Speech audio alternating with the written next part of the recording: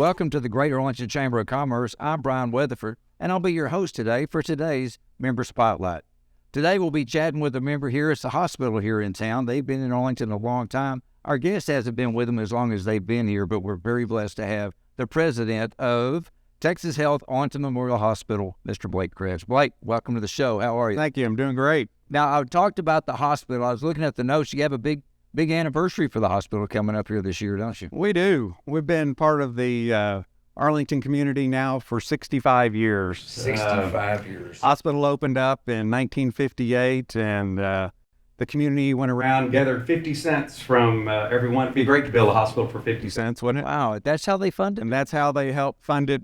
Went door to door and raised money to get Arlington's hospital on the map 65 years ago. 5 years ago. And how long have you been on board with this hospital? So I've been with Texas Health Resources, which owns Arlington Memorial, for about 16 years. And then I was lucky enough to get promoted to Arlington Memorial about 8 years ago. Okay, so far so good. So far so good. Okay, well, let me ask you this. I may embarrass you here just a little bit, but you mentioned 8 years ago, a lot of accolades with the hospital, all right? But to me, as a longtime employee, not of the hospital, just employee in general, right, you guys have been ranked as the best place to work for the last 9 years. You've been there for 8 of them. Coincidence?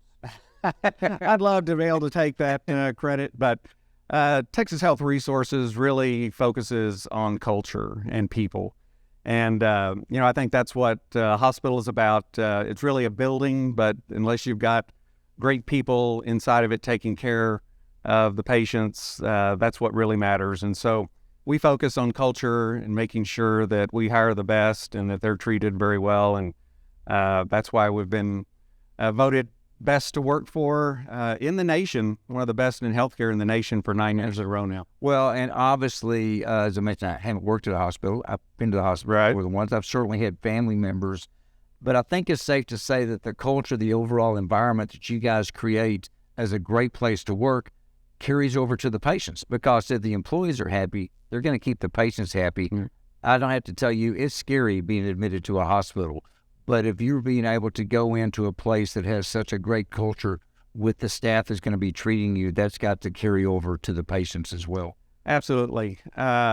Hospitals are a place you really don't want to go to, right? Right. Unless you're going to have a baby, then it's a really happy place. But we really work with our staff and our employees to try to find that compassion for the patient when they come in.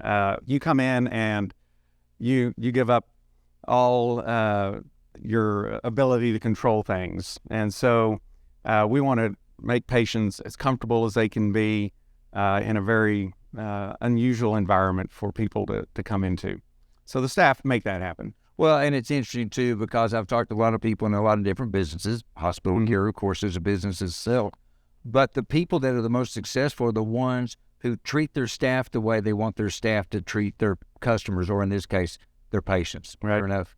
Fair enough. And we have surveys that the government does on hospitals, and that's one that our hospitals continue to improve on for patient experience over the past 3 to 5 years. And so not only do we see it from the Fortune 100 saying we're a great place to work, but our patients are giving us feedback that we're a great place to come.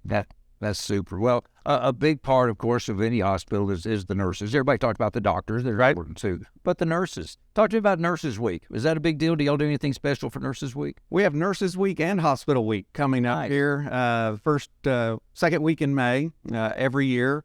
And yes, the entire staff, we celebrate for an entire week, have special events for the hospital and their staff, and everybody likes to eat, so we have a nice meal. But to celebrate the nurses that provide the frontline care with COVID over the past 3 years now. They were the focus and right out in front. What was a scary time 3 years ago. And now the entire staff from the EVS, food and nutrition, respiratory, physical therapy, all the people that make it happen at the hospital, we get to celebrate this next week. You know, I wasn't going to touch on COVID. We kind of have to, particularly with the business that you're in. Right. COVID, it's still around. It's obviously wound down. It's nothing like it was 3 years ago. Have things changed as far as the focus within the hospital? What are you guys Yeah, good question, Dave. So, yeah, there for 3 years, of course, the entire focus was just taking care of this new virus that was out there. And we became very agile, being able to make changes at the hospital. And as new regulations came out, staff had to pivot and make things happen very quickly. And since that time, things have calmed down, of course, from the COVID's perspective. But now we're able to focus on the hospital and taking care of the community like we have for the past 65 years. So there's a couple of things that we're now working on. One of them is our new lung nodule program.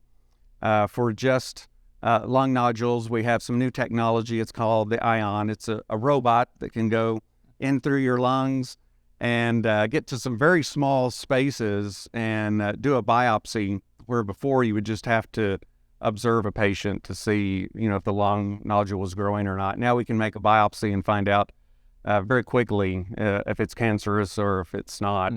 And I think it gives everybody peace of mind much more quickly. And so we have pulmonologists working on that. We've hired a nurse just to manage that program, and then the staff and the new technology for the patients to get much faster treatment for cancer. So as another impact of COVID decline, elective surgeries are back on the rise. For a long time, couldn't do that. No, you're exactly all the rooms are reserved for this. Have elective surgeries become back into? Elective surgeries are coming back. Patients are now what they'd put off with their preventative care. We have seen a little bit of that kind of come back now, and people are getting their mammograms and doing the things they need to do to take care of themselves. But we have seen surgeries bounce back, and we've been able to recruit some new doctors to help with that. We have a new neurosurgeon that started this year, and we're currently recruiting another vascular surgeon. An OB doctor started this last month, and we have another one starting next month. We have ENT, ear, nose, and throat physician that's going to be starting this summer as well. So a lot of growth around the hospital to give patients good access to some subspecialties that we have at the hospital. Let's continue with that a little bit, Blake. The recruitment process. I mean, there's a certain number of doctors and a certain number of medical personnel in general and a certain number of hospitals, but there are recruitment procedures. It's a competitive market out there. What do you think brings you guys up to the point to where the doctors may want to skew this direction versus somewhere else? Well, I think it's quality. Quality doctors want to work with other quality doctors and then take care of their patients in a facility they have confidence in.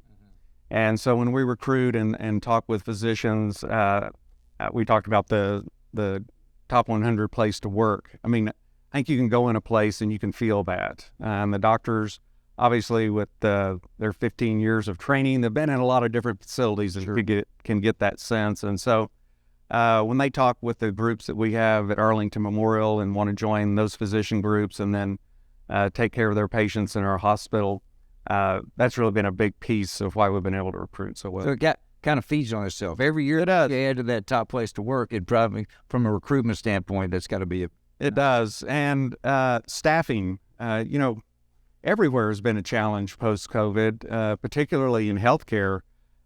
Getting nurses and other staff back into a hospital has been a challenge. And so creating an environment where they want to work and come has really been a bonus for us. Yeah, well, and you guys continue to ride that wave. So continued success on that. We keep talking about the top one. It's a big deal, but are there any other accolades or recent recognitions or anything else going on that you recognize for? So since COVID, we've been able to focus on some new programs at the hospital, and we've just recently been awarded Joint Commission is the group that certifies hospitals, and we've gotten a certification for a total joint program that shows that we've done the things that need to be done to have a quality total joint program.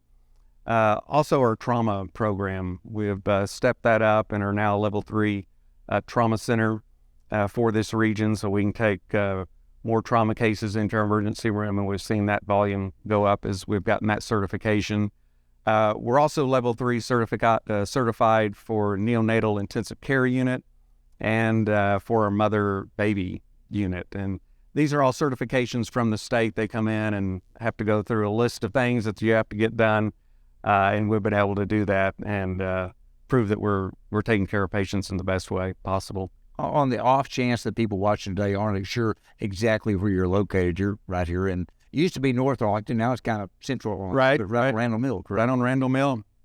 Been there for 60 plus years and continue to grow. We had an expansion of the hospital about 12 years ago now, and that's been a great plus. We're looking at renovating now some of the patient rooms. We've had to open up another unit at the hospital to take care of more patients, and we're renovating our mammography center as well to upgrade it this next year.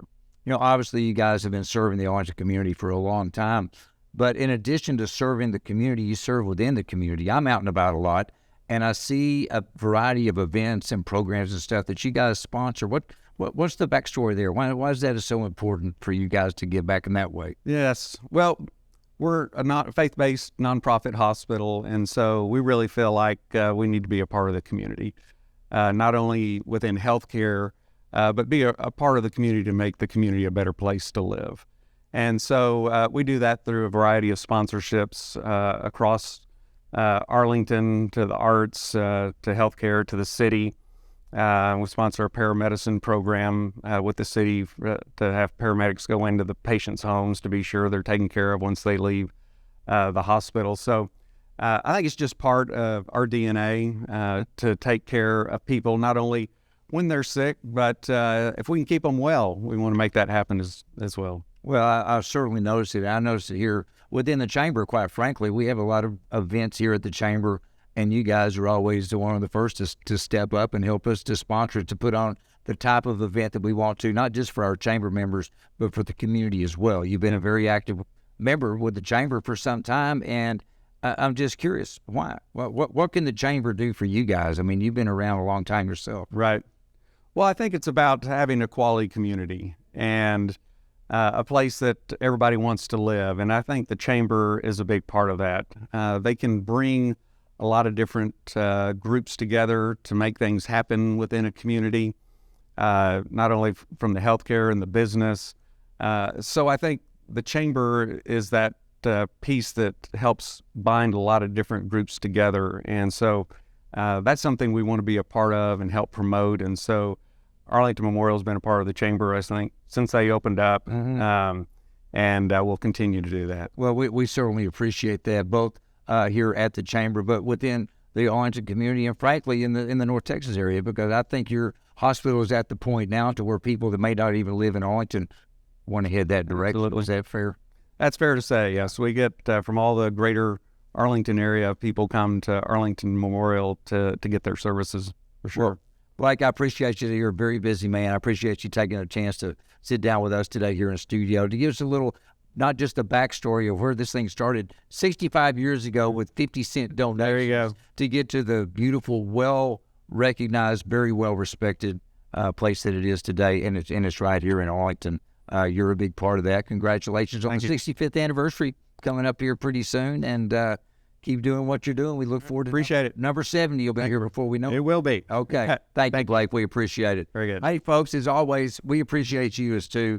Thanks for being here today with us to interview Blake Kretz and hear a little bit about his wonderful hospital. And remember, together we succeed. Take care.